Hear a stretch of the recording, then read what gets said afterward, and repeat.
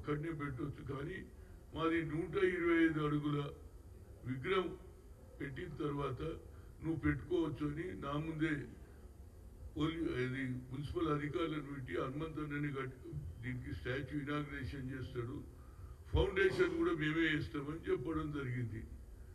ఆ తర్వాత ఏం జరిగింది కథను 125 అడుగులు వాళ్ళు పెట్టారు. కానీ అక్కడ అప్పుడు ఉన్నటువంటి బీఆర్ఎస్ నాయకులు వాళ్ళే తెచ్చిపెట్టారు. ఇక నాకు ఆ స్టాచ్యూ అక్కడనే ఉన్నది. ఇంకా కేసు నడుస్తూనే ఉన్నది. ఇవాళ దానిక ప్రతి 2 నెలలకు 3 నెలలకు కోర్టుకు పోవడం, నాంపల్లి కోర్టు పోవడం, మేమందరి మీద కేసులనే పోతా ఉన్నాం.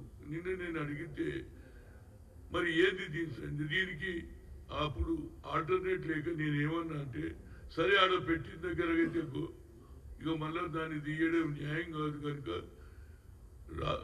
బాబాసాహెబ్ అంబేద్కర్ అభిమానులు కూడా ఓల్డ్ సిటీలో ఉన్నారు.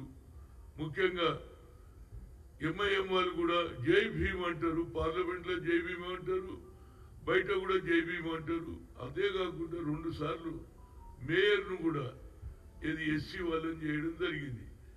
ఆయన కూడా నేను 2 సార్లు 3 సార్లు లెటర్లు రాశాను. అయ్యా మదీనా దగ్గర పెట్టాలి, ఒక పక్క హైకోర్టు, ఇంకో పక్క చార్మినార్, ఈ రెండింటి కూడా వచ్చే జనం ఇతర రాష్ట్రాల నుంచి ఇతర జిల్లాల నుంచి వచ్చే జనం కూడా అంబేద్కర్ను చూస్తారు. అందుకు అన్నిటికంటే ముఖ్యం పక్కకే హైకోర్టు ఉన్నది కాబట్టి పోతప్పుడు రాజ్యాంగం రాసిన అధినేతను చూసిపోతే ప్రజలకు న్యాయం జరుగుతుందని ఆలోచన చేశాను.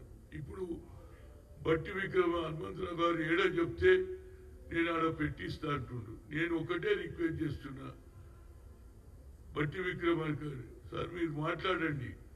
ఎందుకంటే వాళ్ళు వ్యతిరేకంగా ఎవరు ఎంఐఎం పార్టీ వాళ్ళు అంబేద్కర్ ఆలోచనను జై భీమ్ అంటారు, అంబేద్కర్ ఆలోచనను వాళ్ళు కూడా ఇంప్లిమెంట్ చేస్తున్నారు. కాబట్టి అక్కడనే పెడితే బాగుంటుందనేది నా ఉద్దేశం. ఒకసారి బట్టి విక్రమార్క గారు అసదుద్దీన్ తోటి మాట్లాడితే అది అందరికీ న్యాయం జరుగుతుంది. ఎన్నేళ్ళని పెట్టాలి? నేను ప్రతి సంవత్సరం ఆయన బర్త్డే, ఆయన డెత్ యానివర్సరీకి పోతున్నా, దండ వేసి వస్తున్నా. ఇంకా కూడా లాకప్లోనే ఒక అంబేద్కర్ ఏమో 125 అడుగులున్న అంబేద్కర్ ఏమో నెక్లెస్ రోడ్లో పెట్టడం జరిగింది. ఇంకో అంబేద్కర్ పడుకొని ఉన్నాడు కనుక దాని మీద న్యాయం చేయమన్నాడు.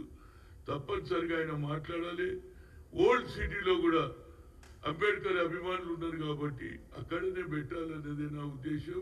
దీనికి తప్పనిసరిగా రాష్ట్ర ఉప ముఖ్యమంత్రి ముఖ్యమంత్రి గారు తప్పనిసరిగా చొరవ తీసుకొని వచ్చేది 14th ఏప్రిల్ అంటే ఇంకొక 3 నెలల్లో ఆయన బర్త్డే వస్తుంది ఒకటి, ఈ లోపలనే జరగాలనేదే నా ముఖ్య ఉద్దేశం. తప్పనిసరిగా పెడితే అది న్యాయం జరుగుతుంది. అందరూ కాన్స్టిట్యూషన్ గురించి మాట్లాడుతున్నారు. కాన్స్టిట్యూషన్ నరేంద్ర మోడీని దీన్ని అపహాసం చేస్తున్నారని అందరు నాయకులు మాట్లాడుతున్నారు. కానీ అంబేద్కర్ జరిగిన అన్యాయాన్ని ఇంతవరకు న్యాయం జరగలేదు. ఇప్పుడన్నా న్యాయం చేయాలని బట్టి విక్రమార్క ఉప ముఖ్యమంత్రిని కోరుతున్నా. ఇది జరిగితే తప్పనిసరిగా బడుగు బలైన వర్గాల వారు కూడా ఏది ఓల్డ్ సిటీలో చాలా మంది ఉన్నారు కాబట్టి అక్కడ మైనార్టీలు కూడా అంబేద్కర్ను అభిమానిస్తారు కాబట్టి ఆడ పెట్టాలనేది నా ముఖ్య ఉద్దేశం. ఏదైనా తొందరగా నిర్ణయం తీసుకుంటే వచ్చే 14th ఏప్రిల్ రోజు అక్కడనే స్టాచ్యూని ఇనాగ్రేషన్ చేస్తే బాగుంటుంది అనేది నా ఉద్దేశం. ప్రభుత్వం తప్పనిసరిగా చొరవ తీసుకోవాలి. ఎందుకంటే ఇప్పటికే బీఆర్ఎస్ ప్రభుత్వం చాలా అన్యాయం చేసింది. దాన్ని న్యాయం చేయమని మన ప్రభుత్వం వచ్చింది. మనం కూడా అంబేద్కర్ ఆలోచన పండిట్ జవహర్లాల్ నెహ్రూ నుంచి మొదలు పెడితే ఇప్పటి వరకు జరుగుతుంది.